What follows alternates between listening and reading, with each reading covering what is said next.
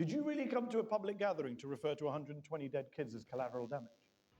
Medhi Hasan, there's this kind of an interview which he hosts on behalf of Al Jazeera, which I believe it's known as one-on-one with Medhi Hasan. So he hosts on behalf of Al Jazeera, where he invites a given guest. It might be a politician, a specialist, or a diplomat, and then he also invites some individuals who have a know-how concerning the topic which this diplomat or guest of Medhi Hasan, the main character, is going to discuss about. And then there's the audience which kind of tries now to entertain, even to make the debate or the interview more interesting. So recently, it's like almost 1 week now, Medhi Hasan hosted a United States official whom was more associated with the military and more especially which was focused in the Middle East. And this individual, they reached a point where they were discussing the whole issue of the Iran war, and the discussion where they were focusing on was the Minab school, where more than, I believe, at least 200 individuals were killed. Mostly young kids were killed in that incident. So what this diplomat and the United States in general were arguing is that they were blaming the Iranian government that they established a military base near a school. So, and Medhi Hasan went ahead and gave some examples to counter their kind of reasoning that the United States and also the United Kingdom, they have some military bases which are near the school, so should also then be accused of the same intention. Now, there's this individual or a guest who was invited who kind of specializes and is more biased towards being against Iran. And he was trying to argue that this issue where more than 120 kids were killed and other more than 80 individuals were also massacred, that the individuals to be blamed is the Iranian government, and these individuals who were killed during this incident was just the collateral damage.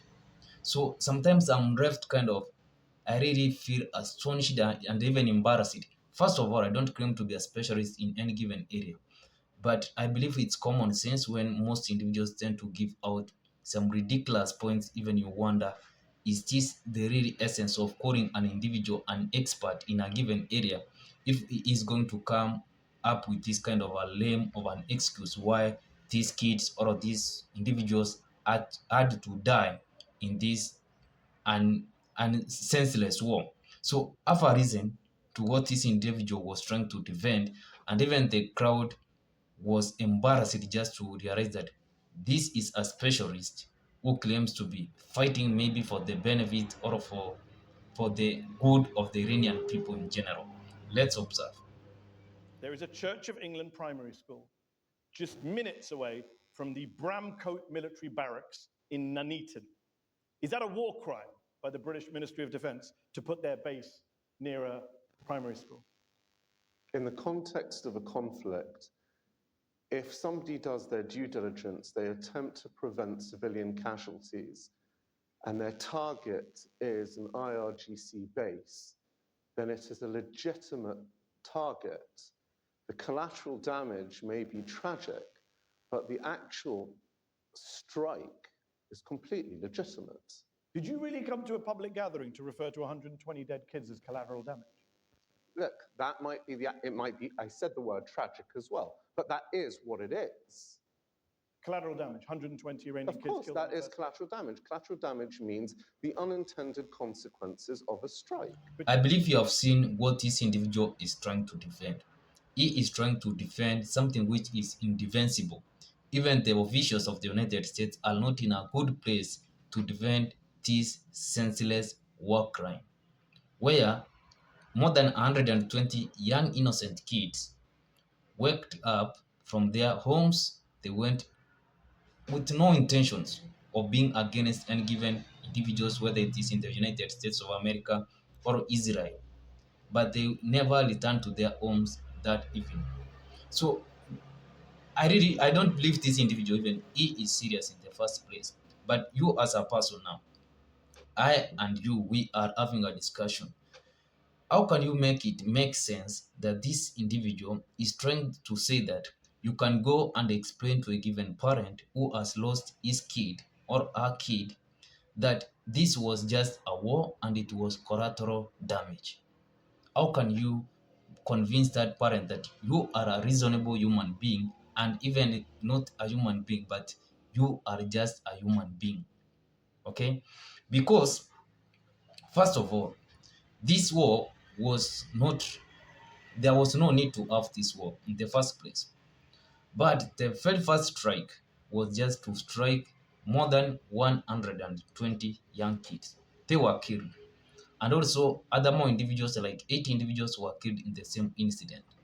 And what is even more kind of frustrating is that I believe I have heard from different individuals arguing that these individuals, or these kids who were studying this school, most of them, they were associated with the officials who were running the United, not the United, but the Iranian government.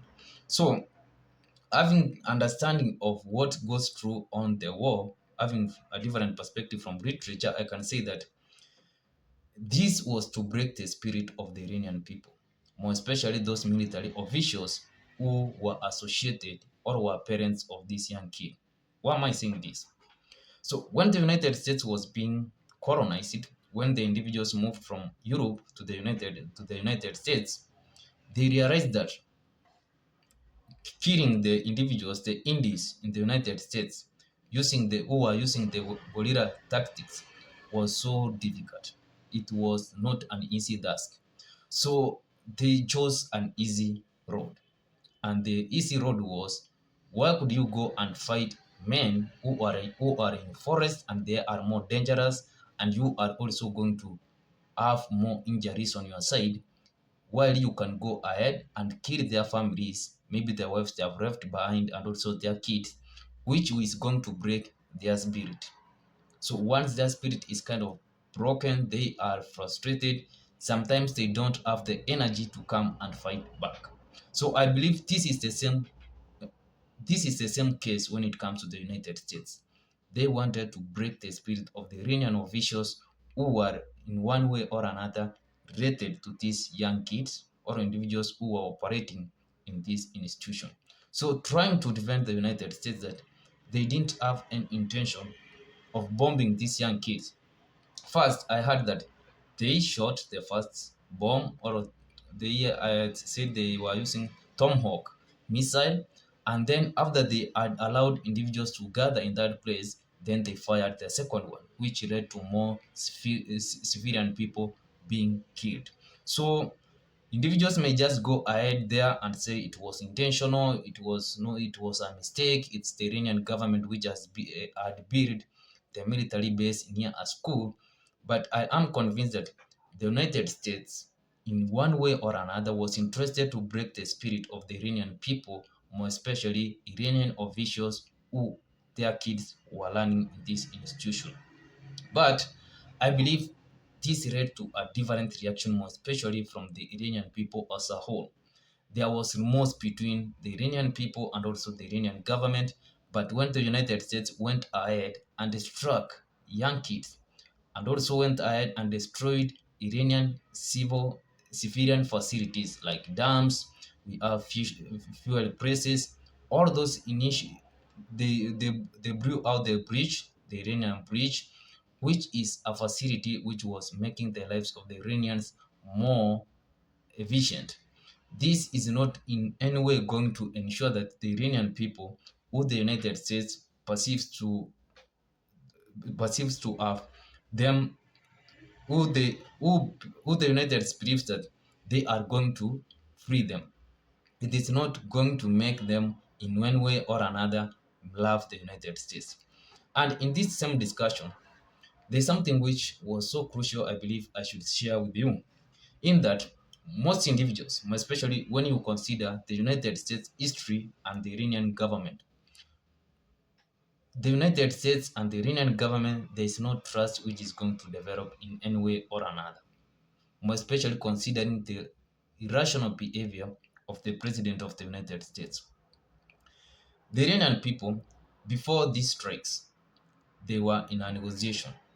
And before these strikes, that it happened June last year, 2025, while they were in negotiations, the United States went ahead and strike the Iranian facilities.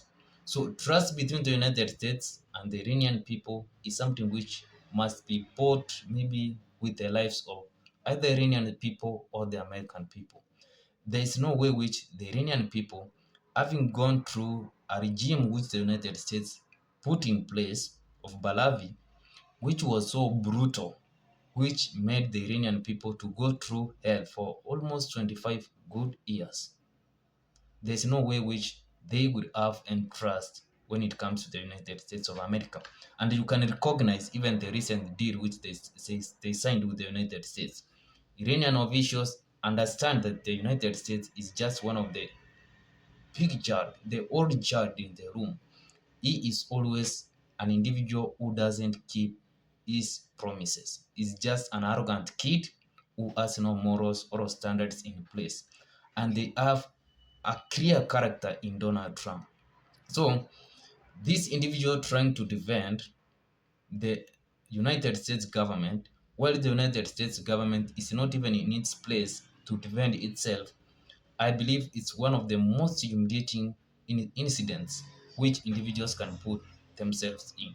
And that's why even the the the audience which was in this conversation was kind of astonished by the response this individual tried to give out.